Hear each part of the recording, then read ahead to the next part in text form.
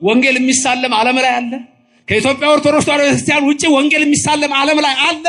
ወንጌልን የሚያውቅስ አለ? ክብር ምስጋና ይግባው በዚህ ቤተክርስቲያን ያደረገን እግዚአብሔር። ተመልከቱ፣ ኦርቶዶክሶች ወንጌልን አታውቁም፣ ከማወቅ በላይ እንስመዋለን የኢየሱስን ወንጌል። ስሙ የተመሰገነ ይሁንልን። ክብር ምስጋና ይግባው እግዚአብሔር። ስለዚህ ይሄ ነው እምነት፣ ይሄ ነው ተዋህዶ፣ እችናት ክርስትና። አንተ ልዩ ነህ፣ አንቺ ልዩ ነሽ። ልዩ ያደረጋችሁ ልዩ የሆነው ኢየሱስ ነው። ለስም አጠራሩ ክብር ምስጋና ይግባው። እኛ ስንጠራው ራሱ ትናንትና ሳስተምር ነበረ። ታምረ ኢየሱስ ሊነበብ ሲል ገና ስንጠራው ኢየሱስ ክርስቶስ ጥዑመ ስም ለዘይጼውኦ፣ ጥዑመ ስም የሚጣፍጥ ስም፣ ኢየሱስ የሚጣፍጥ ስም፣ መዓዛ ያለው ስም፣ ልዩ ስም፣ ከስም በላይ የሆነ ስም። እንዲህ ነው የምናውቀው እኛ ኢየሱስን። ዝም ብሎ ኢየሱስ ጌታ ነው መፈክር አይደለም እኛ ጋር። ኢየሱስ ክርስቶስ ማን እንደሆነ ጭምር ሰማይን የፈጠረ ምድርን የዘረጋ የድንግል ማርያም ልጅ እሱ ለስም አጠራሩ ክብር ምስጋና ይግባው። እንዲህ ነው የምናውቀው። የሪፎርሜሽን የተሐድሶ እንቅስቃሴ ጀርመኒ ውስጥ ሲጀምር አንዱ ትልቁ ነገር ያደረጉት የወሰኑት ምንድነው? ኢየሱስ እግዚአብሔር አይደለም ብለው ነው የወሰኑት። ይሄ ነው። ድንገት እዚህ ውስጥ ዛሬ ከሌላ እምነት የመጣች ሰዎች ካላችሁ በፕሮቴስታንት በሪፎርሜሽን ሙቭመንት በተሐድሶ የተወሰነው ኢየሱስ እግዚአብሔር አይደለም የሚል ነው። ክብር ለእግዚአብሔር ብቻ የሚል ነው እነሱ ጋር። ኢየሱስ ግን እግዚአብሔር አይደለም። ተጠንቀቅ፣ ወደ መቅደስ ስትገባ እግሮችንም ጠብቅ፣ አንደበትንም ከልክል። ዝም ብለህ አትናገር። ከተናገርክ ግን ምን አድርገው? ፈጽሙ። ያኔ ሶስተኛው ምዕራፍ ላይ ነው ድንግል ማርያምና ሰይጣን በፍጹም ሊገናኙ አይችሉም። ድንግልን ከደገፍክ የክርስቶስ ነህ፣ ድንግልን ከነቀፍክ የዲያብሎስ ነህ። አለቀ። በስመ አብ ወወልድ ወመንፈስ ቅዱስ አሐዱ አምላክ አሜን። በመጨረሻ በልጁ ተናገረን። የዕለቱ ትምህርት በዚህ ርዕስ ነው። ትምህርት ነው። በተወሰነ ደቂቃ ይህንን አስተውላችሁ እንድትሰሙ አምላካችን መንፈስ ቅዱስ በእኔም በእናንተ ላይ አድሮ ይኖርልን። በሐዋርያት መካከል የነበረች ቅድስተ ቅዱሳን ምልዕተ ክብር ምልዕተ ውዳሴ መዝገበ ጸሎት አቁራሪተ መዓት ሰዓሊተ ምሕረት ምዕራገ ጸሎት ማምላክ ወላዲተ አምላክ በእኛም መካከል ትሁንልን። እግዚአብሔር አምላካችን የምንሰማውን ቃሉን በልቡናችን ሚስጥሩንም እንደዚሁ በአእምሮአችን እንዲቀርጽልን የእሱ ቅዱስ ፍቃድ ይሁንልን። ሰው ለሰው አስታዋሽ ነው። ሰው ለሰው አሳሳቢ ነው። በልቡና የሚያሳድር በአእምሮ የሚቀርጽ የቃሉ ባለቤት ያው እግዚአብሔር ነውና የምትሰሙትን ሁሉ በልቡናችሁ ያስርጽላችሁ። የዕለቱ ትምህርታችን ብርሃነ ዓለም ቅዱስ ጳውሎስ ለዕብራውያን ክርስቲያኖች በጻፈው የመጀመሪያው ምዕራፍ ላይ ይሆናል። በአጠቃላይ ዕብራውያን 13 ምዕራፎች ሲኖሩት ይህ መልእክት በአብዛኛው የብሉይና የሐዲስን አንድ ላይ አስማምቶ የሚናገር መጽሐፍ ነው። ይህ መጽሐፍ ሙሉ በሙሉ በአሁን ሰዓት በዓለም ላይ የሚፈጸመው በኢትዮጵያ ኦርቶዶክስ ተዋሕዶ ቤተክርስቲያን ብቻ ነው። ምክንያቱም ብሉይን ከሐዲስ አስተባብራ የያዘች ቤተክርስቲያን ይህቺ ቤተክርስቲያን ብቻ በመሆኗ ነው። አንዳንዶች ድንገት እንዳደነግጡ በአውሮፓ በሌላ እምነት ይህ የዕብራውያን መልእክት ቢነበብ ሙሉ አይደለም፣ ጎዶሎ ነው። ለነሱ ሙሉ የሚሆነው በኢትዮጵያ ኦርቶዶክስ ተዋሕዶ ቤተክርስቲያን ብቻ ሲነገር ነው። እንዴት ብትሉ ለምሳሌ በ9ኛው ምዕራፍ ላይ የብሉይን አገልግሎት ከሐዲስ ኪዳን ጋር በማጣመርና በማዋሃድ ስለ መጀመሪያይቱ መቅደስና ስለ ኋለኛይቱ መቅደስ በዝርዝር ይናገራል። ስለ ብሉይ ዘመን መስዋዕትና ስለ ሐዲስ ዘመን መስዋዕት ይናገራል። ስለዚህ ይህ ደግሞ ክብር ይግባውና በልብ መታሰቡ በቃል መነገሩ ከፍ ከፍ ይበልና በማቴዎስ ወንጌል ምዕራፍ 5 ቁጥር 17 ላይ እኔ የመጣሁት ሕግና ነቢያትን ለመሻር አይደለም ልፈጽማቸው ነው ብሎ የተናገረ የኢየሱስ ክርስቶስን ቃል ሙሉ በሙሉ የሚፈጽም ነው። ለምሳሌ በዓለም ላይ ብቸኛ የኢትዮጵያ ኦርቶዶክስ ተዋሕዶ ቤተክርስቲያን ብቻ ሰንበት ቀዳሚት ሰንበት ብላ ቅዳሜን ዕለተ ሰንበት ክርስቲያን ደግሞ በሚለው እሁድን የምታከብር እቺ ቤተክርስቲያን ብቻ ናት። በዚህ ቤተክርስቲያን ያደረገን ኢየሱስ በመሰረታት መቅደስ ውስጥ ዛሬ ያቆመንና ያጸናን እርሱ የቅዱሳን አምላክ የናዝሬቱ ኢየሱስ ክርስቶስ አዶናይ ከዘላለም እስከ ዘላለም ስሙ የተመሰገነ ይሁን። ክብር ምስጋና ለስሙ ይድረሰው። ስለዚህ በዚህች ብቻ ይፈጸማል። የናዝሬቱ ኢየሱስ የሚል ተጠቅም ያለው የናዝሬቱ ኢየሱስ የሚለው ራሱ ቃል ትንቢት የምታውቀው የኢትዮጵያ ኦርቶዶክስ ተዋሕዶ ቤተክርስቲያን ብቻ ነች። የትኛውንም የፕሮቴስታንት እምነት ጠይቁ፣ የትኛውንም የካቶሊክ እምነት ተከታይ ጠይቁ፣ ማንኛውንም ሰው ጠይቁ። በማቴዎስ ወንጌል ላይ ምዕራፍ 2 መጨረሻ ላይ በነቢያት ናዝራዊ ይባል ዘንድ ናዝሬት ገብቶ ኖረ የሚል ቃል አለ። በነቢያት እንደተነገረ ናዝሬት ገብቶ በዛ ኖረ የሚል ቃል አለ። በየትኛው ነብይ ነው የተነገረው የሚለውን አንድም ከኦርቶዶክስ ውጪ ይሄን ሊያመጣላችሁ አይችልም። ሂዱና ጠይቁ። ያልኩት ገብቷችኋል? በነቢያት ናዝራዊ ይባል ዘንድ ናዝሬት ገብቶ ኖረ ይላል አይደለም? ንገሩኝ። በነቢያት ናዝሬት ገብቶ ኖረ ናዝራዊ ይባላል ተብሎ የተጻፈው ተፈጸመ። ይሄን ሂዱና የት ጋር ነው የተጻፈው ብላችሁ ጠይቁ። እሱን ያመጣላችሁ ሰው ካለ እኔ እቀጣለሁ። ተሐድሶ በለው፣ ፕሮቴስታንት በለው፣ መናፍቅ በለው፣ ሌላም ስም ስጠው። የትኛው ጋር ነው ነቢያት የተናገሩት? ብዙ ጊዜ የናዝሬቱ ኢየሱስ የሚለውን ቃል ይጠቀማሉ አይደል? የት ጋር ነው እንደዛ የተባለው የሚለውን ጠይቆ መልስ ካገኛችሁ እኔ እቀጣለሁ። ማንም አይነግርህም። ለምን አልነግርህም? እኔ ማንም አይነግርህም።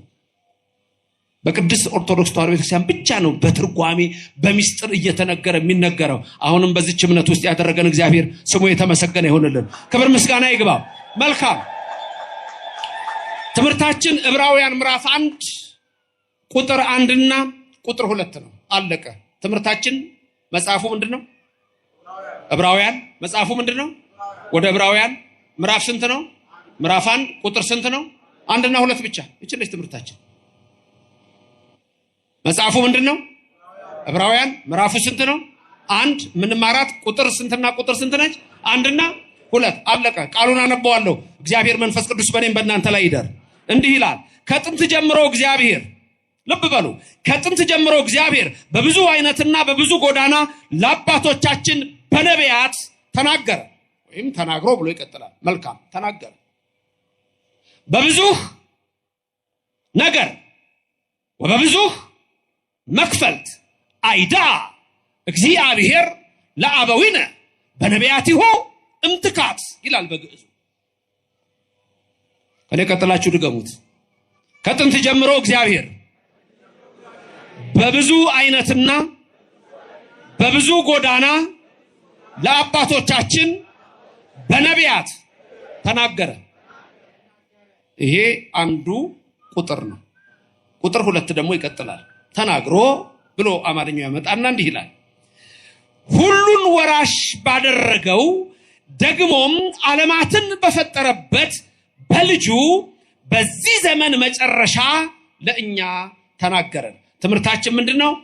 በመጨረሻ በልጁ ተናገረን የሚል ነው ኃይለ ቃላችን። ይሄ ነው ቁጥር 2 ላይ። እሱንም ላስብላችሁ። ተናገሩ። ሁሉን ወራሽ ባደረገው ደግሞም ዓለማትን በፈጠረበት በልጁ በዚህ ዘመን መጨረሻ ለእኛ ተናገረን።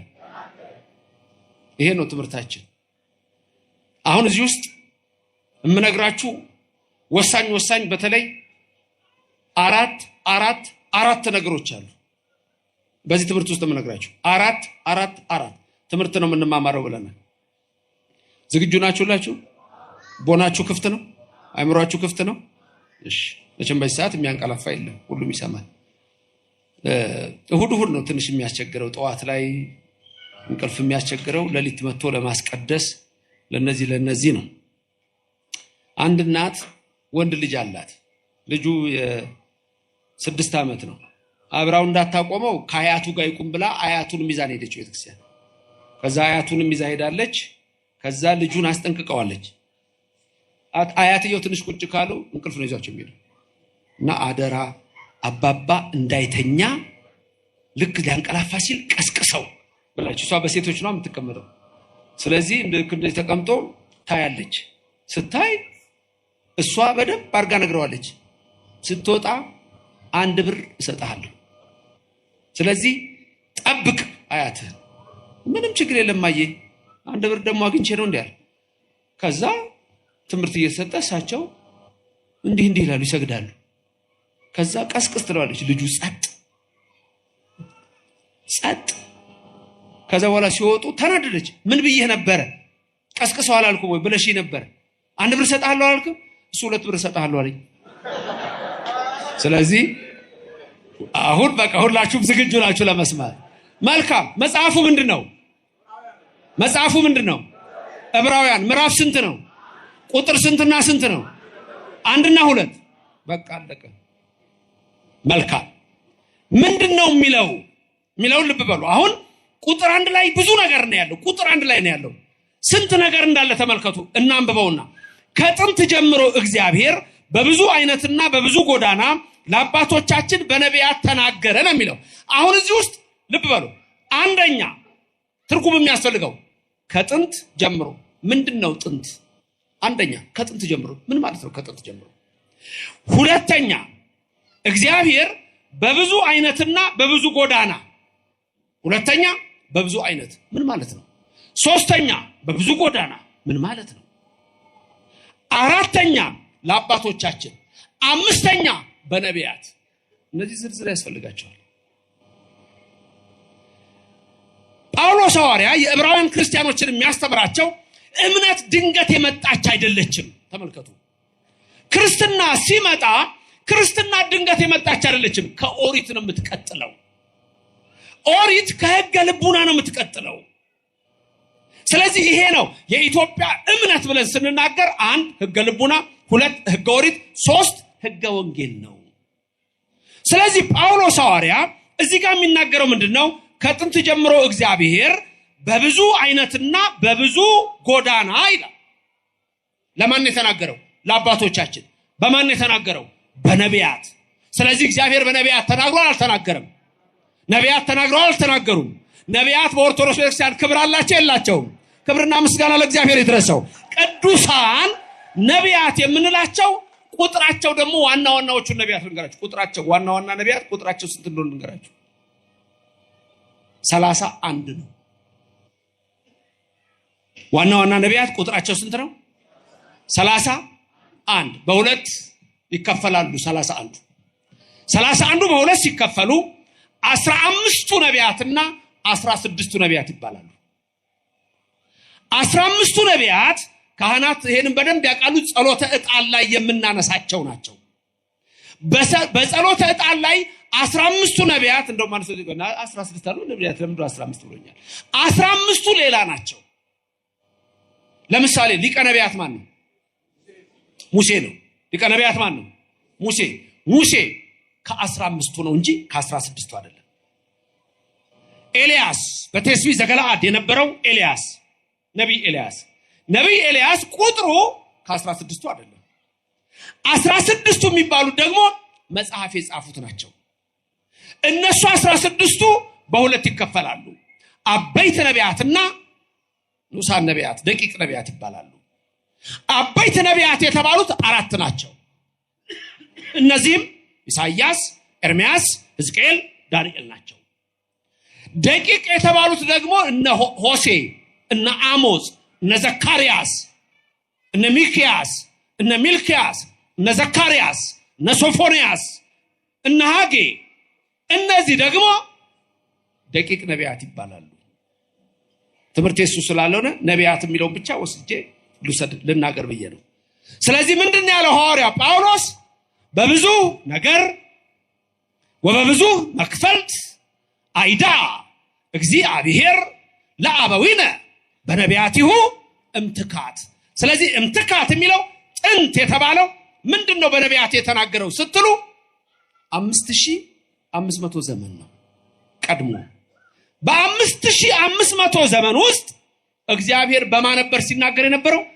በነቢያት ይናገር ነበር። በነቢያት አድሮ ይናገር የነበረው እግዚአብሔር በኋላ ደግሞ ምን አለ? በመጨረሻ ዘመን በልጁ ተናገረን ይላል። አሁን እዚህ የምነግራችሁ በብዙ ነገር ወበብዙ መክፈልት አይዳ እግዚአብሔር ለአበዊነ በነቢያቲሁ እምትካት ሲል ለአባቶቻችን ተናገረ ሲል ጳውሎስ ነቢያት የተናገሩትን እንሰማለን ነው የሚለው አንሰማም ነው የሚለው? እንሰማለን ነው የሚለው። ነቢያት የተናገሩት በብሉይ ዘመን ነው። ስለዚህ የኢትዮጵያ ቤተክርስቲያን ከሌላው ዓለም የምትለየው ምን ታቦት አለ የለም? ዛሬኛ ታቦት አለን የለንም? አለ። በብሉይ ዘመን ዕጣን አለ የለም? ዛሬ በእኛ ዘንድ ዕጣን አለ የለም? ሌሎች ጋስ ብሉይን ከሐዲስ አስተባብረን ያዝን በመሆናችን ነው።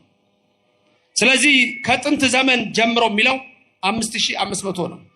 ከዛ በኋላ 5500 ዘመን ሲፈጸም በልጁ ተናገረም ማለት ኢየሱስ ክርስቶስ ሰው ሆነ ነው። እንዲህ የሚል ቃል ለአዳም ተነግሮታል። አዳም ከገነት ከወጣ በኋላ አንድ ቀን ለእግዚአብሔር መስዋዕት አቀረበ።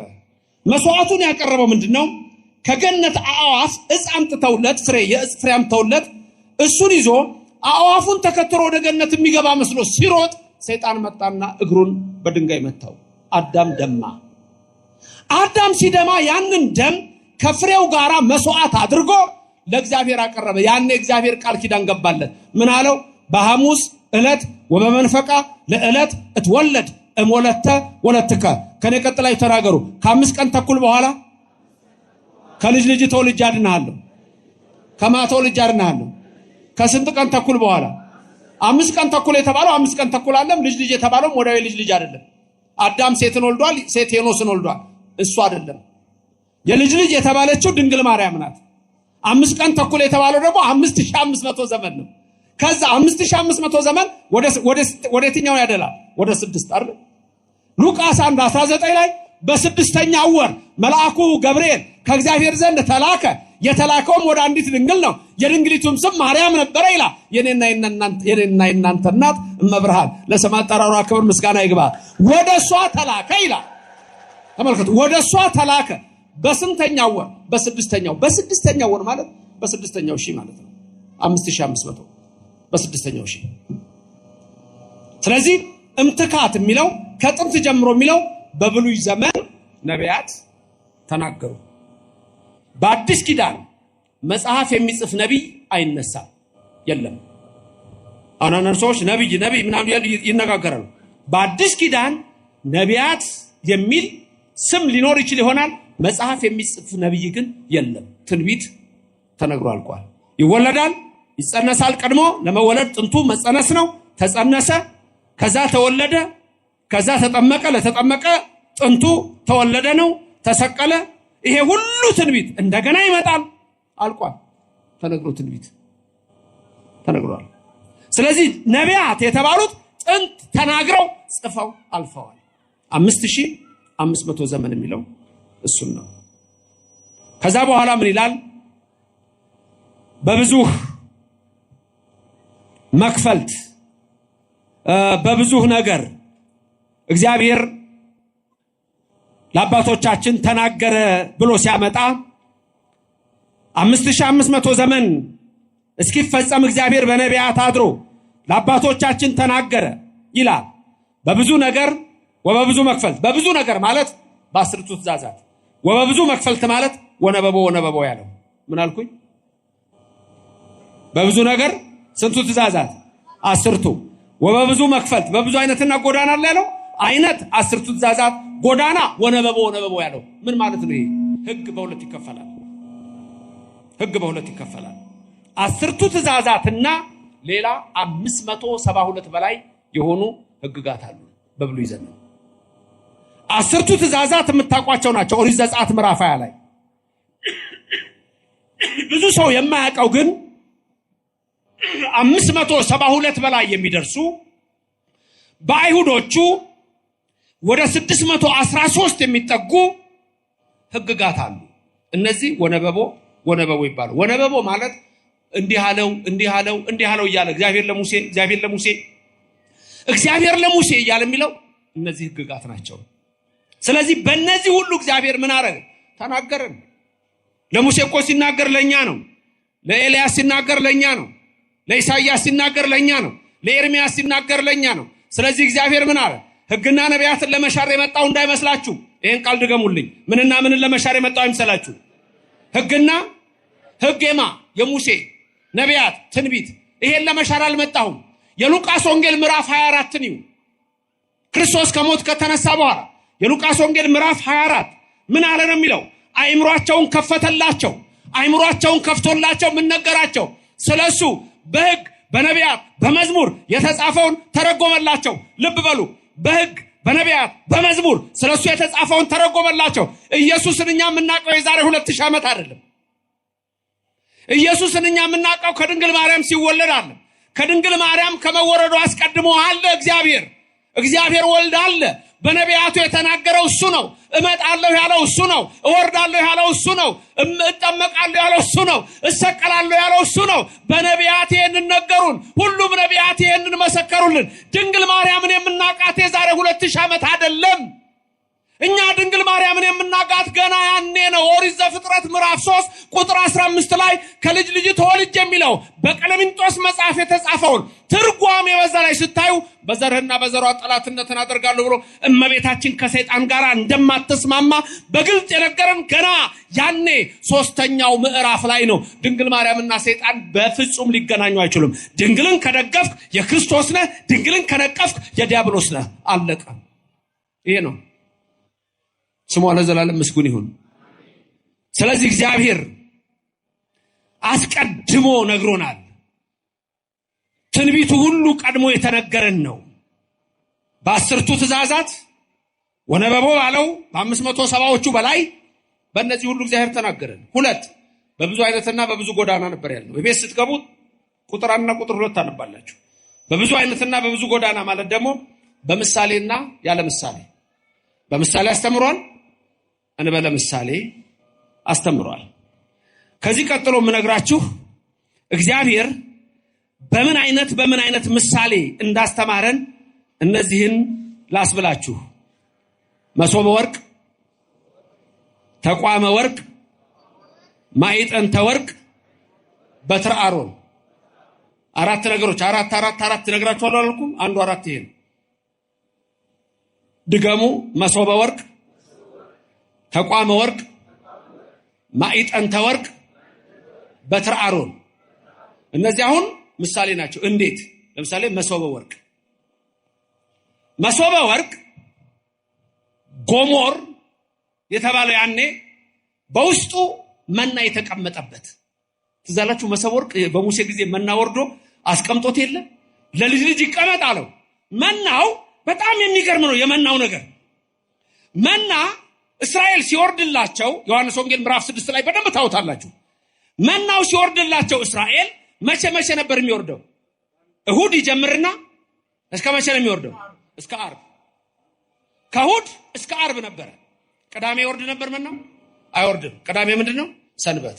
ከዛ ምን ተባሉ መሰላችሁ? መናውን ለምሳሌ ቅዳሜ ስለማይወርድ ዓርብ የቅዳሜንም ጨምራችሁ ሰብስቡ ተባለ። አሁን እናንተ ሁላችሁ ለምሳሌ ሙሴ ያዘዛችሁ፣ በቃ ትእዛዙን ልስጣችሁ። ሙሴ ህዝቡን ያዘዘውን አሁን መና ይወርድልን። ሁላችሁም መመሪያ ተሰጣችሁ። መናው የሚወርደው መቼ ነው? በየዕለቱ ነው። አንድ ቀን ግን አይወርድም። መቼ ነው የማይወርደው? ቅዳሜ። ይሄ 40 ዓመት ታሪክ ነው ማውራው። በ40 ዓመት ውስጥ መና እየበሉ ነው። አሁን አንድ ነገር ልብ በሉ። ትእዛዝ 1 ሰኞ መና ልትለቅሙ ነው። ሰኞ መና ስትለቅሙ ለማክሰኞ መልቀም አትችሉም፣ ክልክል ነው። ለመቼ ብቻ ነው የምትለቅሙት? ለሰኞ ብቻ። 2ኛ ትእዛዝ ዓርብ ስትለቅሙ ቅዳሜ ስለማይወርድ የቅዳሜንም ምን አድርጋችሁ ትለቅማላችሁ? ጨምራችሁ። የስንት ቀን ትለቅማላችሁ? የእሑድ ቀን። ይሄ ትእዛዝ ተሰጠ። ሰኞ መና ወረደ፣ ልትለቅሙ ወጣችሁ። የስንት ቀን ነው የምትለቅሙት? የአንድ ቀን አይደል? አንዳንድ ሰዎች ምን አሉ መሰላችሁ? በሉትና ጣፈጣቸውና እንደማር ስለነበረ ነገ ባይወርድስ ለነገ ምን ሰብስባሉ? ስስታም ትውልዳል። ለነገ ምን ሰብስባሉ? ሙሴ ግን ምንድነው ያለው? ለአንድ ቀን ብቻ አይደለም ትእዛዙ? ለነገስ ይቻላል? መቼ ነው የሚቻለው? ለነገ አንድ ቀን ብቻ። መቼ? ዓርብ ብቻ። አሁን ምን አደረጉ? አንዳንድ እስራኤላውያን ነገ መናው ባይወርድስ አሉና የሰኞን ሰበሰቡና ለነገ ብለው አስቀመጡት። ጠዋት ተልቷል። አያችሁ? ጠዋት ተልቷል። ማክሰኞ ዕለትም ለሮብ ብለው የለቀሙ ነበሩ። ሮብ ጠዋት ሊከፍቱት ሲያው ምን ሆኗል? ተበላሽቷል፣ ተልቷል።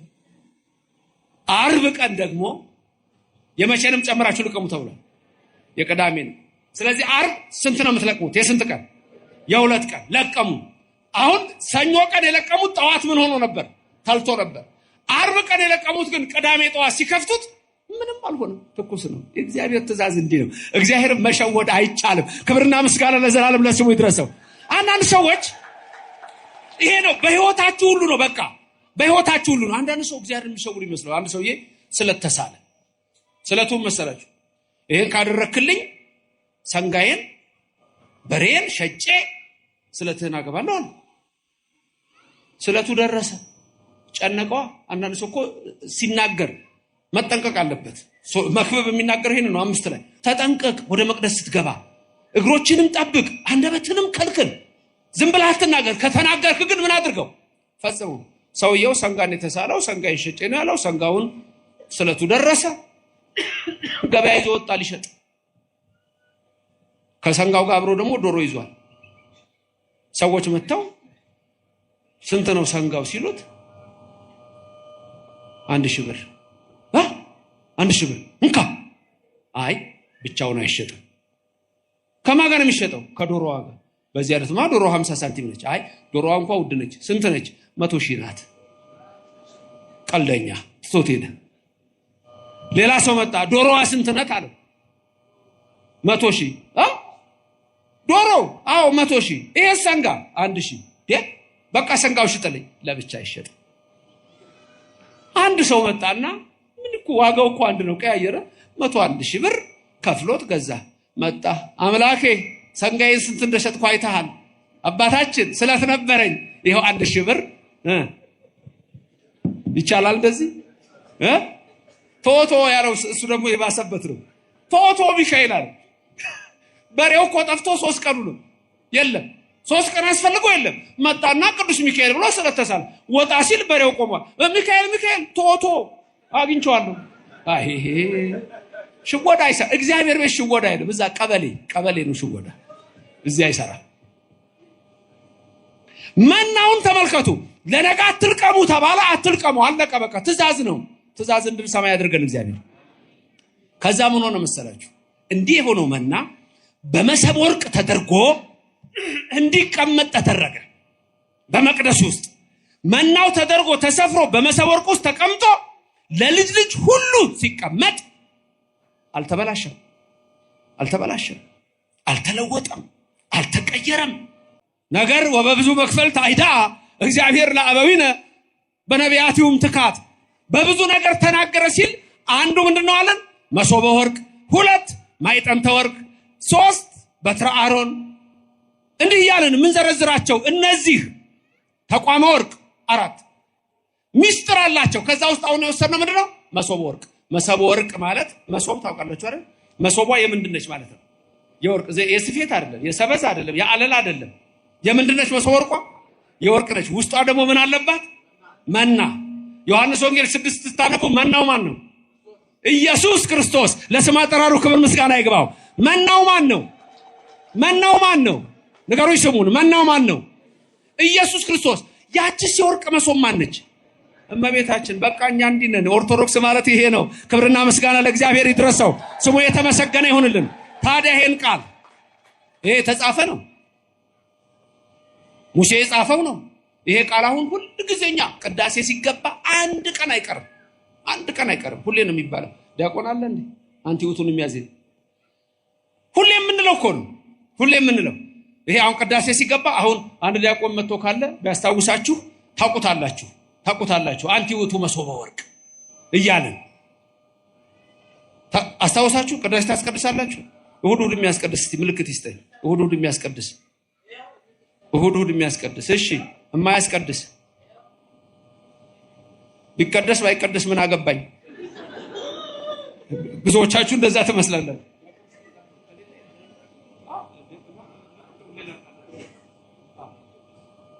ተመልከቱ።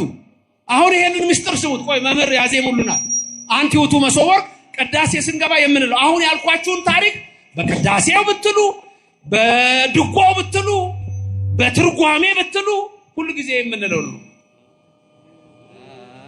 አንቲ ውእቱ መሶበ ወርቅ ንጹሕ እንተ ውስቴታ መናህው ህብስት ዘወረደ እምሰማያት ወሃብ ሕይወት ለኩሉ ዓለም። እግዚአብሔር ያክብርልን። እናመሰግናለን። አሁን ይሄ እንግዲህ ተመልከቱ። አሁን ያልኳችሁን በዜማ እንለዋለን። ሰማችኋል ሁላችሁ? እኔ ጋራ በሉ።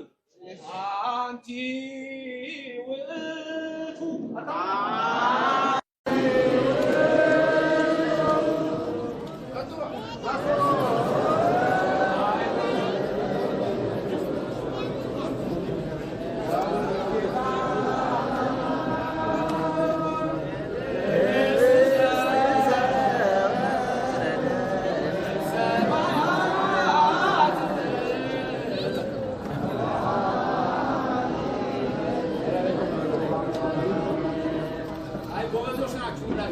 ሌላ ደግሞ እግዚአብሔር በብዙ መንገድ ነግሮናል ብለን ስንል በብዙ መንገድ ከተባሉት ውስጥ ለምሳሌ ላስብላችሁ። በአምሳለ ነበልባል ውሃ መልማል፣ በአምሳለ ነበልባል ውሃ መልማል፣ በአምሳለ ጸምር ወጠል፣ በአምሳለ ጸምር ወጠል፣ በአምሳለ እብን ቅውም፣ በአምሳለ እብን ቅውም፣ በአምሳለ ብእሲ መካህ፣ በአምሳለ ብእሲ መካህ፣ በአምሳለ አንበሳ መፍርህ። እነዚህ 5 ይሆናሉ። ምንድናቸው እነዚህ ስንል የኦርቶዶክስ ተዋሕዶ ቤተክርስቲያናችንን ከምናይበት ነገር ማለት ነው። ቅድም ያልኳችሁ ለምሳሌ አንቲ ውእቱ መሶበ ወርቅ፣ መሰቦዋ የወርቅ ነች፣ እመቤታችን ነች። በውስጧ መና አለ። መናው ደግሞ ማን ነው? ኢየሱስ ክርስቶስ ነው።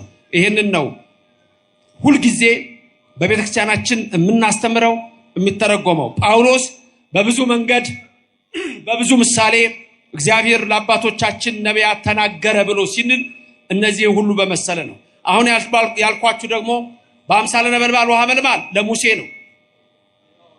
በሲና ተራራ ነው። እሳት ከሰማይ ወርዷል። ጳጦስ የተባለች ዕፅ አለች። ነበልባል የተባለው እሳት ነው። ሐመልማል የተባለችው ዕፀ ጳጦስ ናት።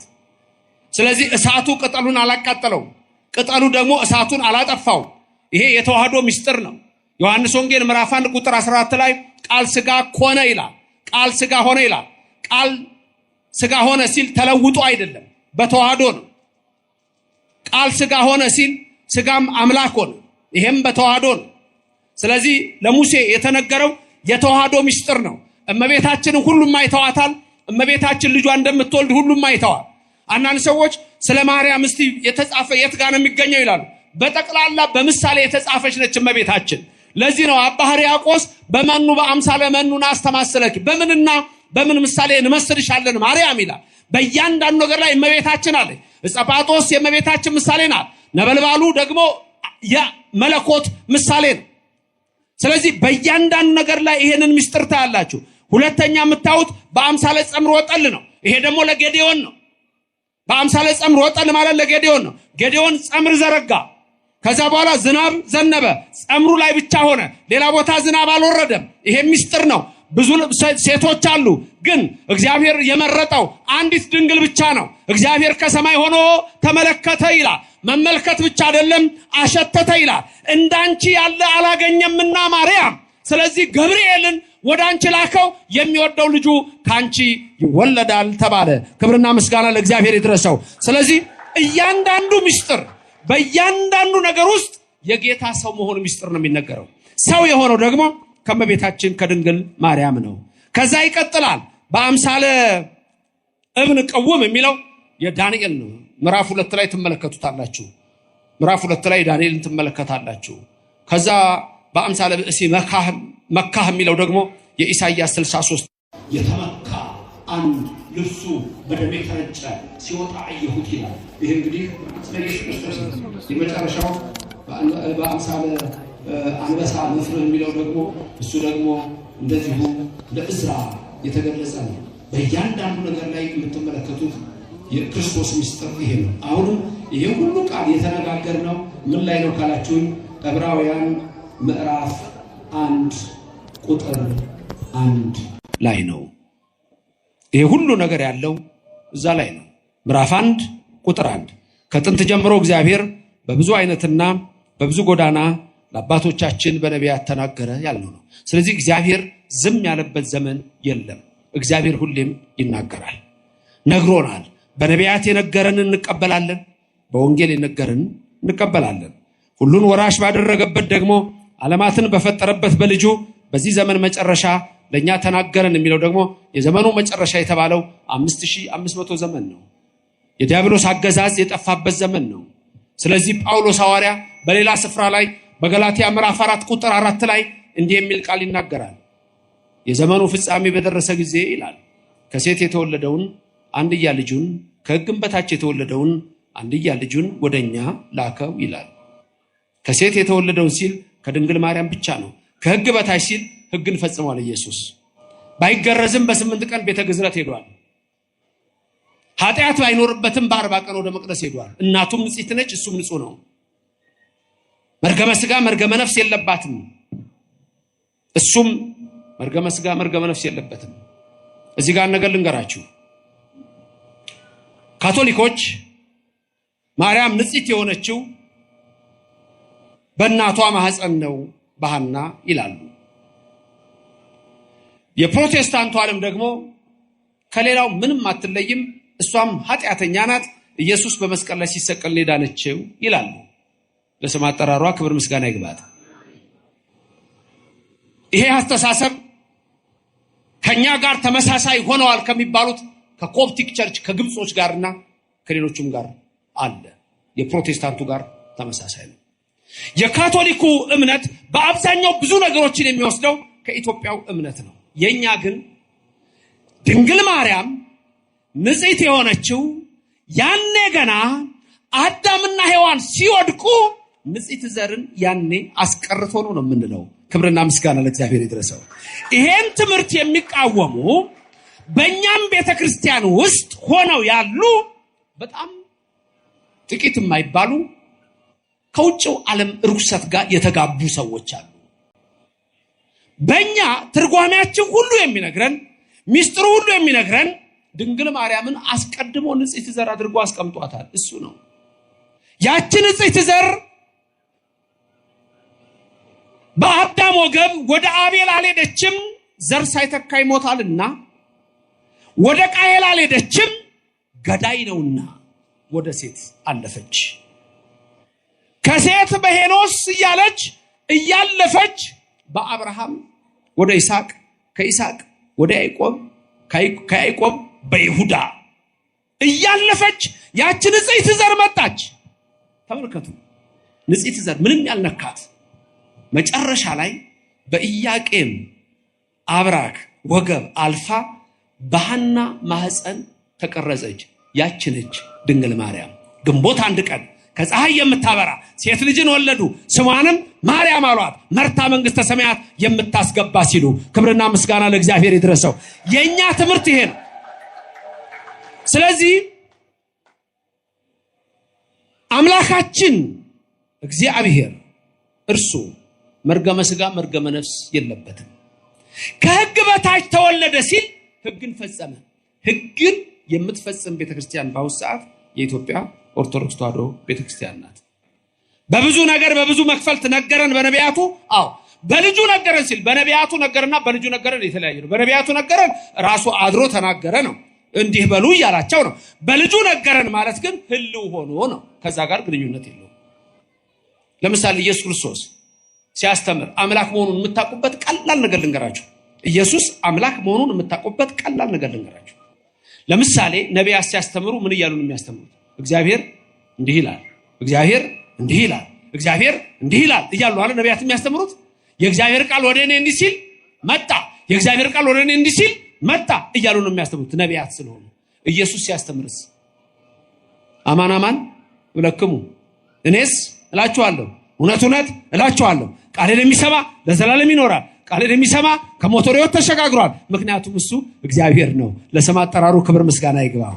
ስለዚህ እርሱ በመጨረሻው ዘመን ተናገረን ሲል ራሱ መጥቶ በነቢያቱ የተናገረው እሱ ዛሬ ደግሞ በእኛ ተናገረ ነው። ለእኛ ነገረን ነው። ራሱ ነገረን ነው። በፊት ነቢያቱን ልኮ ነበረ። እንዲህ ይላል እንዲህ ይላል። ራሱ መጣና ግን ምን አለ? እዚህ ነገረን።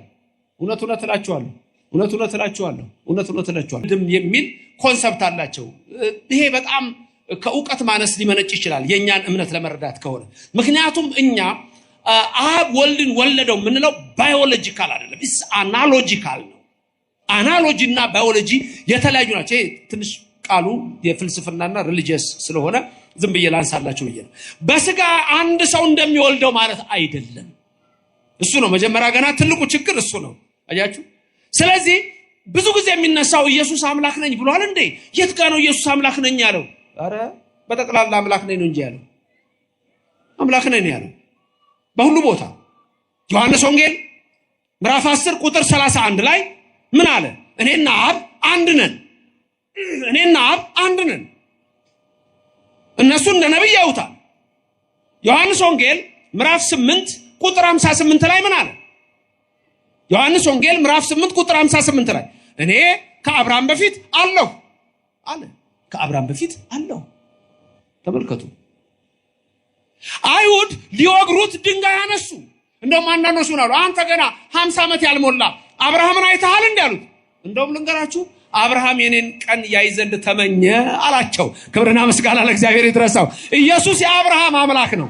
ኢየሱስ የያዕቆብ አምላክ ነው። ኢየሱስ የቅዱሳን አምላክ ነው። ኢየሱስ የነቢያት አምላክ ነው። በነቢያቱ ነገረን ያለው እሱ ራሱ ነው የነገረን። አብ ተናገረ ቢል ወልድ ተናገረ፣ መንፈስ ቅዱስ ተናገረ ነው። በመጨረሻ እዚህ መጥቶ ግን ከድንግል ማርያም ተወልዶ ከስጋዋ ስጋ ነስቶ ራሱ ነገረን። ልዩነቱ ይሄ ነው። ኢየሱስ አምላክ ነኝ፣ በጠቅላላ አምላክ ነኝ ነው ያለው። ዮሐንስ ወንጌል ምዕራፍ 8 ቁጥር 33 ላይ ድንጋይ አንስተው ሊገሉት ምን ነው ሲላቸው አምላክ ነኝ ብለሃል። ተመልከቱ፣ አምላክ ነኝ ብለሃል። እኛ ዘንድ ግን ሁልጊዜ ኢየሱስ ምንድነው? አምላክ ነው። ስሙ የተመሰገነ ይሁን። ምንድነው? ኢየሱስ ክርስቶስ አምላክ ነው። ትናንትና ሳስተምር ያነሳሁት ነበረ። የሪፎርሜሽን የተሐድሶ እንቅስቃሴ ጀርመኒ ውስጥ ሲጀምር አንዱ ትልቁ ነገር ያደረጉት የወሰኑት ምንድነው? ኢየሱስ እግዚአብሔር አይደለም ብለው ነው የወሰኑት። ይሄ ነው። ድንገት እዚህ ውስጥ ዛሬ ከሌላ እምነት የመጣች ሰዎች ካላችሁ በፕሮቴስታንት በሪፎርሜሽን ሙቭመንት በተሐድሶ የተወሰነው ኢየሱስ እግዚአብሔር አይደለም የሚል ነው። ክብር ለእግዚአብሔር ብቻ የሚል ነው እነሱ ጋር። ኢየሱስ ግን እግዚአብሔር አይደለም ነው። ተመልከቱ። ይሄ ነው ትልቁ የጣላቸው። ትልቁ የጣላቸው ነው። በልጁ በመጨረሻው ዘመን ተናገረን ሲል ራሱ መጥቶ አንድም አብ በወልድ ህልው ሆኖ ነገረን ነው። ትዝ ይላችኋል። ክርስቶስ ለስም አጠራሩ ክብር ምስጋና ይግባውና በዮሐንስ ወንጌል ምዕራፍ 14 ቁጥር 6 ላይ ለደቀ መዛሙርቱ ሲነግራቸው አነ ውእቱ ፍኖተ ጽድቅ ወሕይወት አለ። እኔ መንገድና እውነት ሕይወት ነኝ አለ። መንገድ፣ እውነት፣ ሕይወት። ልብ በሉ ሶስቱን ቃላት መንገድ፣ እውነት፣ ሕይወት። ሕይወት እኔ ነኝ አለ። እውነት እኔ ነኝ አለ። ከዚህ በላይ ምን ይበል ኢየሱስ? መንገድ እኔ ነኝ አለ። ሌላው ሰው መንገድ ዝም ብሎ መንገድ ይመስለዋል፣ የሚያደርስ ይመስለዋል። መንገድ ማለት ሃይማኖት ማለት ነው። ሃይማኖት እኔ ነኝ ማለት ነው። መንገድ ሃይማኖት መሆኑን ለማወቅ ከፈለጋችሁ ትንቢተ ኤርምያስ 6:16 ላይ እዩ። ትንቢተ ኤርምያስ 6:16 ላይ እንደምታዩ የሐዋርያት ሥራ ምዕራፍ 9 ቁጥር 1 እዩ። በዛ መንገድ የሚሄዱትን ይላል። በዛ ሃይማኖት ሲል ነው። ኢየሱስ ክርስቶስ አነ ውእቱ ፍኖተ ጽድቅ ወሕይወት ሲል እኔ ሃይማኖት ነኝ፣ እኔ እውነት ነኝ፣ እኔ ሕይወት ነኝ ነው ያለው። ብዙዎች ያልገባቸው እንደውም በዛ ጊዜ ያልገባው ሌላ ሰው ነበር። ፊልጶስ እዛው ከሐዋርያቱ መካከል ጌታ ሆይ አለው። ወደ አብ የሚያደርስ ሌላ እንደው መንገድ የተለያየ መስሎታል። በመለኮት በእዘዝ አገዛዝ አንድ መሆኑ አልገባውም። ሚስጥረ ሥላሴ ጌታ ሆይ አብን አሳየንና ይበቃናል አለው። ማንን አሳየን? አብን አሳየንና ይበቃናል። ኢየሱስ ምንድነው ያለው? ገሰጸው። አንተ ፊልጶስ እስከ ዛሬ ከናንተ ጋር ስኖር አታውቀኝምን? እስከዛሬ ከናንተ ጋር ስኖር አታውቀኝምን? አይገርምም? አብ ወልድ መንፈስ ቅዱስ አይበላለጡም፣ አይተናነሱም። አብ ወልድን አይበልጠውም፣ መንፈስ ቅዱስንም አይበልጥም። ወልድ አብን አይበልጥም፣ መንፈስ ቅዱስን አይበልጥም። መንፈስ ቅዱስ አብን አይበልጥም፣ ወልድንም አይበልጥም። አብ ነው፣ ወልድ መንፈስ ቅዱስ አይባልም። ወልድ ወልድ ነው፣ አብ መንፈስ ቅዱስ አይባልም። መንፈስ ቅዱስ መንፈስ ቅዱስ ነው፣ አብ ወልድ አይባልም። ለምን? በስም ሶስት። ክብር ምስጋና ይግባው እግዚአብሔር። አብ እግዚአብሔር ነው፣ ወልድ እግዚአብሔር ነው፣ መንፈስ ቅዱስ እግዚአብሔር ነው። ሶስት እግዚአብሔር አይባልም። ስንት እግዚአብሔር? አብ ሁሉን ቻይ ነው፣ ወልድ ሁሉን ቻይ ነው፣ መንፈስ ቅዱስ ሁሉን ቻይ ነው። ሶስት ሁሉን ቻዮች አይባልም። ስንት ሁሉን ቻይ? አንድ። አብ ፈጣሪ ነው፣ ወልድ ፈጣሪ ነው፣ መንፈስ ቅዱስ ፈጣሪ ነው። ሶስት ፈጣሪዎች አይባልም። ስንት ፈጣሪ? አንድ ፈጣሪ በመፍጠር አንድ ነው። ይሄ ነው እኮ ምስጢረ ሥላሴ። ብዙዎቹ ያልገባቸው ነው። ኢየሱስ ክርስቶስ እኔ እግዚአብሔር ነኝ ብሏል ወይ? እኔ አምላክ ነኝ ብሏል ወይ? አዎ። የት ያውቁታል? መጽሐፉን የት ያውቁታል? ኦርቶዶክሶች አይናችን ንግለጥ። አላወቁትም ኢየሱስ ክርስቶስ። እኔ ብዙ ቦታ የምናገረው ያጼ የንጉስ ፋሲል ታሪክ አለ። ብዙ ቦታ ወራዋለሁ። ብዙ ሰዎች መጽሐፍ ቅዱስ ይዘዋል። እዛ ውስጥ ኢየሱስ የሚናገረው ግን አያውቁ። ተሸክመዋል እንደሚያነብሰው ውስጥ ያለው ድንገት 8 ጥቅስ ከዛች ውስጥ የሚፈልጓት አጼ ፋሲል የሆኑትን ነግራችሁ የለም? ሌላ ቦታ ስናገር ሰምታችሁት ይሆን? አደን ወጡ። የጎንደሩ ንጉስ፣ የኢትዮጵያው ንጉስ። ያኔ ዋና ከተማ ጎንደር ነው። የ17 ሴንቸሪ ነው። ንጉሱ አደን ወጡና አብለው እኮ ባለማላሉ ንጉሱ። ከዛ በኋላ ብሶ ተከትሏቸው ነው አደን ሄዱት። አንዱን ወጣት ዝሆን ውርዙ ነገ ይላል፣ ሌላም እንደው ተከትለው አንዱን ጎሽ ሲሄዱ መንገድ ጠፍቶ ከባለሞሎቻቸው ጋር ተለያዩ። ንጉሱ ጫካ ውስጥ በደንበኛ ተቆራቸው ላይ ተቀምጠዋል። ጎንደር ቤተ መንግስት ጠፋቸው። ራሱ ንጉሱ የት ነው መንገዱ አሉ። ግራ ገባቸው። ባለሟሎቻቸው ይሉ እዛ ጫካ ውስጥ አንድ ሰውዬ ጌሾ ተሸክሞ ይሄዳል። አንተ ሰው እንዴት ዋልኩ አሉት። እግዚአብሔር ይመስገን፣ አንተስ እንዴት ውለሃል? ደህና ነኝ። የጎንደር እንደ ወደ ቤተ መንግስት መንገዱን ታውቀዋለህ? አሳምሬ በላሳየኛ ጌሾዬን ለማትቼ እከፍልሃለሁ። ከከፈልከኝ ምን ቸገረኝ? በልና ምራኝ። አንተ በቅሎ ላይ ቁጭ ብለህ እኔ በእግሬ እና ፈናጠኛ እና ተፈናጠጥ ከንጉሱ ጋር። ይሄ እውነተኛ ታሪክ ነው። አንድ የወለጋ ተወላጅ በጥንት ስሙ ነገሩ ነው፣ በክርስትና ስሙ ነው። አዲስ አበባ ዩኒቨርሲቲ ያሳተመው መጽሐፍ ላይ ነው ይሄን ታሪክ ያገኘሁት።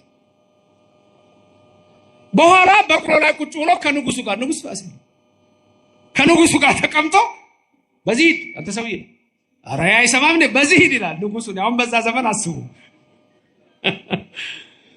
ከዛ በኋላ እየመራ ወደ ከተማ ሲደርሱ ንጉሱን ታውቃቸዋል አሉት። ከኋላ እኮ ተፈናጧል ቁጭ ብሎ ንጉሱን ታውቃቸዋል? ኧረ ደግሞ ከንጉሱ ማን አድርሶኝ? በቃ ከተማ ስንገባ ታውቃቸዋል። አቤት ዛሬ አንተ ምን አይነት ሰው ነህ እባክህ? ታድዬ ንጉሱን አያለው ዛሬ። አዎ ታያለህ፣ አሳየሃለሁ። ወደ ከተማ ደረሱ። ወደ ከተማ ሲደርሱ ግማሹ ተደንቋል። እንዲህ እጁን እንትኑን እያነጠፈ ይሰግዳል። ግማሹ ደግሞ ገርሞታል፣ አይናገር። ዛሬ ጃንሆይ ማንን ያፈናጠጡት? የሆነ ገበሬ ከኋላ ቁጭ ብሏል። ሰው ገርሞታል። ይሄኛው ደግሞ በሪድ በዚህ ጋር ደርሰናል አሁን ይላል። ሰው እንዲህ ይላል። አሁን አንተ ሰው አሉት። አቤት ንጉሱን አያቸው አሉ። የት አሉ? የት አሉ? እንዴ ሰው የሚያደርገውን አታይም እንዴ? ሲያዩን እንዲህ ያነጥፋል። አሁን ሳወካለ እንግዲያውማ ወይ ካንተ ወይ ከኔ ወይ ካንተ ወይ ከኔ።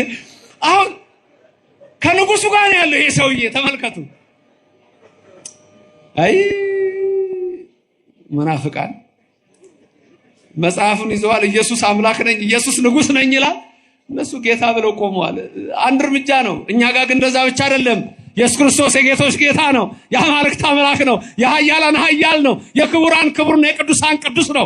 ለዘላለም የምናመልከው ፈጣሪ ነው። የድንግል ማርያም ልጅ ቀድሞ የነበረው ወልድ፣ እሱ ዓለምን የፈጠረው ነው። በመጨረሻው ዘመን ለኛ ተናገረን የሚለው ራሱ መጥቶ ነገረን ሲል ነው። ክብርና ምስጋና ለዘላለም ለስም አጠራሩ ይሁን። ስለዚህ በዚች ቤተክርስቲያን ውስጥ በዚች እምነት ውስጥ ሕገ ልቡና ከሕገ ኦሪት፣ ሕገ ኦሪት ከሕገ ወንጌል ተዋህዶ ያለባት ናት። ሕግና ነቢያትን ለመሻር የመጣው እንዳይመስላችሁ። ከዚህ በላይ ምን ይበል ኢየሱስ ክርስቶስ? ስለዚህ እናንተ ኦርቶዶክስ ክርስቲያኖች ክርስቶስ በመሰረታት እምነት ውስጥ ነው ያላችሁ። ክርስቶስን የምትመስሉ እናንተ ናችሁ። በ40 ቀናችሁ መቅደስ የምትመጡ፣ በ80 ቀናችሁ መቅደስ የምትመጡ እናንተ ናችሁ። ሌላው እንደየእድሜው ሊመጣ ይችላል። በዚህ ቤተክርስቲያን ታቦተ ጽዮን በዚህ ውስጥ ይዘናት የምንኖረው ያ ገና ያኔ ለሙሴ የሰጠው እግዚአብሔር ስለሆነ ለዘላለም አንዳንድ ሰዎች አይገባቸውም። ምክንያቱም አውሮፓ ሄለው አውሮፓ ያመነው የዛሬ 2000 ዓመት ነው። ካመነም ክርስቲያን ተብሎ ከተጠራም የዛሬ 2000 ዓመት ነው። ከዛ በፊት ያለውን አያውቅም። ኢትዮጵያ በሁሉ ስፍራ መስዋዕት ይቀርብባት ነበር። በሰሜን ብትሉ፣ በደቡብ፣ በምስራቅ ብትሉ፣ በምዕራብ ኢትዮጵያ መስዋዕት ይቀርብባት ነበር ለእግዚአብሔር። እግዚአብሔርን አምና ለዘላለም የኖረች ሀገር እችና ዛሬም እኛ ልጆቿ ይሄን ካወቀን በእምነታችን ጸንተን ከቆምን እግዚአብሔር አምላክ ድንቅ ነገሩን ያደርግልናል። የዛሬን አይደለም ማየት ያለብን። ልክ ነው፣ ዛሬ ኑሮ ከብዷል። ዛሬ ብዙ ነገሮች አሉ። ይህ ሰዓት የመጨረሻው ሰዓት ነው። የሚጸኑትን ሰዎች ግን የሚያበረታ እግዚአብሔር አለ። ወደ ኖህ መርከብ እያገባ እንደሚያሻግረን እናምናለን። እግዚአብሔር ታላቅ አምላክ ነው። እግዚአብሔር ድንቅ አምላክ ነው። ልበ አምላክ ዳዊት ይናገራል። በልዎ ለእግዚአብሔር ግሩም ግብርከ ይላል። እግዚአብሔርን እንዲህ በሉት፣ ስራ ግሩም ነው የሚሉት ስራ ግሩም ነህ በሉት። አዎ ስራ ግሩም ነው በሉት። አዎ እግዚአብሔር ስራው ግሩም ነው። ግሩም የሆነውን ነገር ያደርጋል። ድንቅ ነገር በካም ምድር የአሞናውያን በደነገጡበት፣ የሞዓብ ነገስታት በተንቀጠቀጡበት እግዚአብሔር አምላክ በአፍንጫው እስትንፋስ ወጭን ከፍሎ እስራኤልን አሻግሮ ፈርዖንን ያሰጠመ ዛሬም እኛን አይተወንም። የቅዱሳን አምላክ እግዚአብሔር ለስም አጠራሩ ክብር ምስጋና ይግባው። በመጨረሻ በልጁ ዘመን በልጁ ተናገረን። ስለዚህ እግዚአብሔር በብዙ ነግሮናል። የነገረንን ሰምተን ለመዳን ይርዳል። በነቢያት የነገረንን እንሰማለን አንሰማም? ትንቢት በዚህ ቤተክርስቲያን ይነገራል አይነገርም? ይነገራል።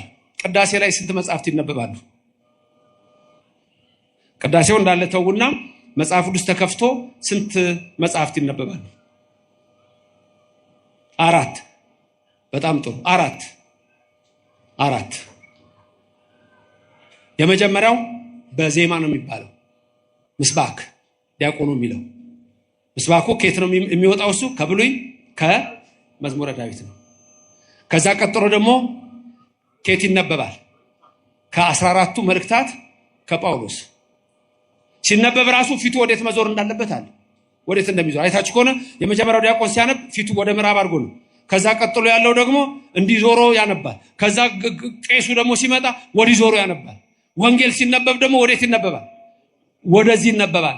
አንዳንድ ሰዎች ክርስቶስ ጋር የደረሱ ይመስላቸዋል መሰለኝ ሕግ ይለውጣሉ። ወንጌል ወደ ምስራቅ ሲያነቡ ብዙ ሰዎች አይቻለሁ። ይሄ በተለይ በትልልቅ ደረጃ ላሉ አባቶች ነው። የክርስቶስን ሕግ ማንም መለወጥ አይችልም። ከተጻፈው አትለፍ ነው የሚለው። መጠንቀቅ ያስፈልጋል። የጳውሎስ ይነበባል። ከጳውሎስ ቀጥሎ ደግሞ የሌሎች መልእክታት ይነበባል። ከዛ መጨረሻ ምን ይነበባል? ወንጌል ይነበባል። መጀመሪያ ጳውሎስ፣ ቀጥሎ መልእክት፣ ቀጥሎ ግብረ ሐዋርያት፣ ቀጥሎ ዳዊት መዝሙር፣ ቀጥሎ ወንጌል። በዚህ ልጨርስ። ነቢያትን ከወንጌል አዋህዳ ያዘች ቤተክርስቲያን። በዚህ ልጨርስ። ምስባክ ስንት ጊዜ ነው የሚባለው? መጀመሪያ ዲያቆኑ አንዴ ይላል አይደል? አንዴ ይልና ከዛ እናንተ ደግሞ ተቀጥላችሁ ስንት ትላላችሁ? አንዴ።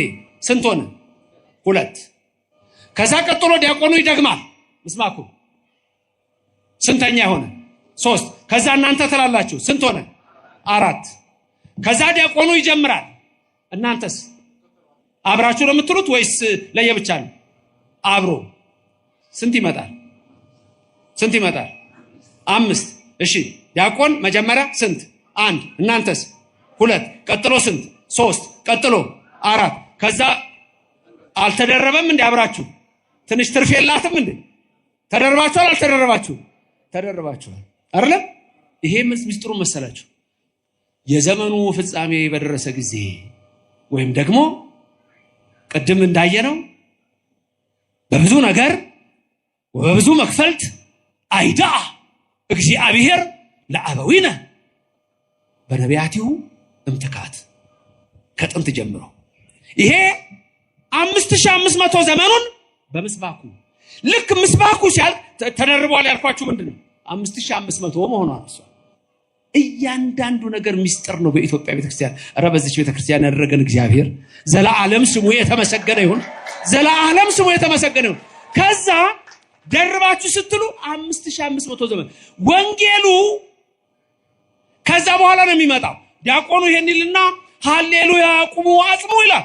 በመጨከን ቆማችሁ ስሙልና ይገባና መብራት የያዘው ዲያቆን አለ። ከዛ ከፊት እንደውም ጸልዩ በእንተ ወንጌል ሲል እየሄደ ነው የሚለው። ቆሞ አይደለም የሚለው እየሄደ ነው ጸልዩ በእንተ ወንጌል ብሎ መጥቶ መስባኩ የሚሰብከው። የ5500 ዘመን ጉዞ ነው። የዮሐንስ መጥምቅ ቀድሞ መምጣት ነው። ከዛ በኋላ ቄሱ ወንጌሉን ይዞ ይወጣል። ወንጌሉን ግልጽ አድርጎ ይወጣና ከዛ በኋላ ያነባል። ከ5500 ዘመን በኋላ ኢየሱስ ተገለጠ። ክብርና ምስጋና ለእግዚአብሔር ይድረሰው። ያ ኃያል አምላክ መጣ ማለት ነው። እያንዳንዱ የምናደርገው ነገር ሚስጥር አለው። ስሙ የተመሰገነ ይሁን። ከዛስ ወንጌሉን ምን እናደርገዋለን? ከተነበበ በኋላ ምንድነው ምን እናደርገዋለን? አንሳለመው። ወንጌል የሚሳለም ዓለም ላይ አለ? ከኢትዮጵያ ኦርቶዶክስ ተዋሕዶ ክርስቲያን ውጪ ወንጌል የሚሳለም ዓለም ላይ አለ? ወንጌልን የሚያውቅስ አለ? ክብር ምስጋና ይግባው በዚህ ቤተክርስቲያን ያደረገን እግዚአብሔር። ተመልከቱ፣ ኦርቶዶክሶች ወንጌልን አታውቁም። ከማወቅ በላይ እንሰማዋለን የኢየሱስን ወንጌል። ስሙ የተመሰገነ ይሁንልን። ክብር ምስጋና ይግባው እግዚአብሔር። ስለዚህ ይሄ ነው እምነት፣ ይሄ ነው ተዋህዶ፣ እችናት ክርስትና። አንተ ልዩ ነህ፣ አንቺ ልዩ ነሽ። ልዩ ያደረጋችሁ ልዩ የሆነው ኢየሱስ ነው። ለስም አጠራሩ ክብር ምስጋና ይግባው። እኛ ስንጠራው ራሱ ትናንትና ሳስተምር ነበረ። ታምረ ኢየሱስ ሊነበብ ሲል ገና ስንጠራው ኢየሱስ ክርስቶስ ጥዑመ ስም ለዘይጼዎ፣ ጥዑመ ስም የሚጣፍጥ ስም፣ ኢየሱስ የሚጣፍጥ ስም፣ መዓዛ ያለው ስም፣ ልዩ ስም፣ ከስም በላይ የሆነ ስም። እንዲህ ነው የምናውቀው እኛ ኢየሱስን። ዝም ብሎ ኢየሱስ ጌታ ነው መፈክር አይደለም እኛ ጋር። ኢየሱስ ክርስቶስ ማን እንደሆነ ጭምር ሰማይን የፈጠረ ምድርን የዘረጋ የድንግል ማርያም ልጅ እሱ ለስም አጠራሩ ክብር ምስጋና ይግባው። እንዲህ ነው የምናውቀው። ወንጌሉን እየሳምን ነው የምናውቀው። ሌላው የት ያውቀዋል? የት ይገባዋል? ታዲያ ስናውቀው ደግሞ አብሯን ነገር አለ። ሶላ ግራቲያ ሶላ ፊዲ አይደለም። እኛ በጸጋው ድኛለሁ ብሎ መፈክር አለ። መልካም ምግባር ያስፈልጋል። በእምነት ብቻ ድኛለሁ አትልም። መልካም ምግባር ያስፈልጋል። ሃይማኖት ከምግባር እንደሱ እፍረት ምዑዝ ኢየሱስ ክርስቶስ ንወንስ ገሎቱ ወንቀብ ትእዛዛቲሁ ከመ ይስረይለነ ኃጣውኢነ። ትዝ አላችሁ ቅዳሴ ላይ በሉት እስቲ። እፍረት ምዑዝ ኢየሱስ ክርስቶስ ንወንስ ገሎቱ ወንቀብ ትእዛዛቲሁ ከመ ይስረይለነ ኃጣውኢነ። እፍረት ምዑዝ ኢየሱስ ክርስቶስ፣ መዓዛው ያማረ ሽታ ያማረ ኢየሱስ ክርስቶስ ነው። እፍረት ምዑዝ ኢየሱስ ክርስቶስ። ንዑ ንስግድ ሎቱ፣ ኑ ለሱ ብቻ እንስገድ። ክብርና ምስጋና ይግባው። የሚሰገድለት በዚህ ቤተ ክርስቲያን ነው። ስሙ የተመሰገነ ይሁን። ንዑ ንስግድ ሎቱ ወንቀብ ትእዛዛቲሁ። ደግሞ መስገድ ብቻ አይደለም፣ ትእዛዛቱን እንጠብቅ። በብዙ ነገር በአስርቱ ትእዛዛት ወበብዙ መክፈልት ወነበበ ባለው እነዚህ ሁሉ ለኛ የተነገሩ ናቸው። ወንቀብ ትእዛዛቲሁ። ከዛስ ከመ ይስረይለነ ኃጣውኢነ፣ ያኔ ኃጢአታችን ይደመሰሳል ይላል። ክብርና ምስጋና ለእግዚአብሔር ይድረሰው። ኃጢአት የሚወገደው እንዲህ ነው። ተመልከቱ። እፍረት ምዑዝ ኢየሱስ ንውንስ ገሎቱ ወንቀብ ትእዛዛቲሁ ከመ ይስረይለነ ኃጣውኢነ። አሜን። ኃጢአታችንን ይቅር ይበለን።